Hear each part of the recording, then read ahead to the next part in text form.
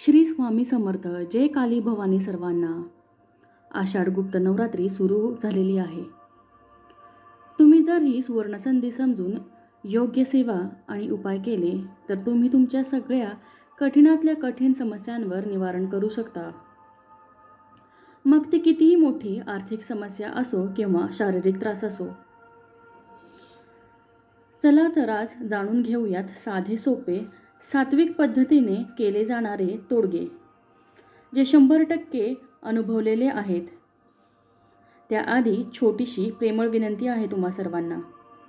तुम्ही जर नवीन असाल माझ्या चॅनलवर तर माझा चॅनल नक्की सबस्क्राईब करा, जेणेकरून मी असेच अचूक उपाय तुमच्यासोबत शेअर करू शकेल.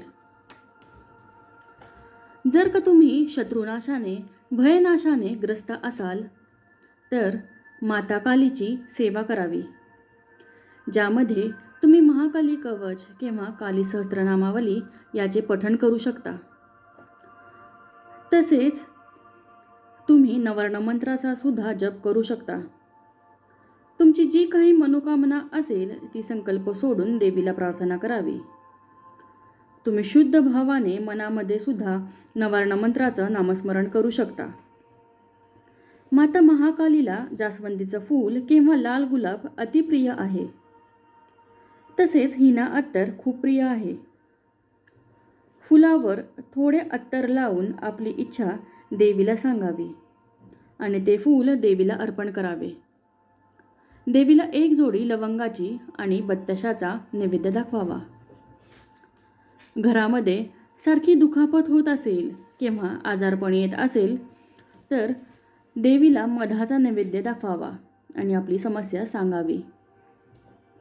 असे जर का तुम्ही दर शनिवारी केले तर तुम्हाला थोड्याच दिवसात बदल जाणवेल. आर्थिक अडचणीसाठी तुम्ही देवी महालक्ष्मीसमोर तुपाचा दिवा लावावा.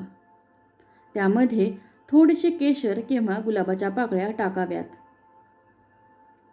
संकल्प सोडून देवीला तुमची मनोकामना सांगून श्रीसूक्ताचा पाठ करावा.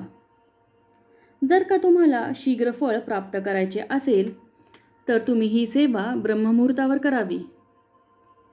तुम्ही श्रीसूक्ताबरोबर अर्गला स्तोत्र किंवा कनकधारा स्तोत्राचा सुद्धा पाठ करू शकता.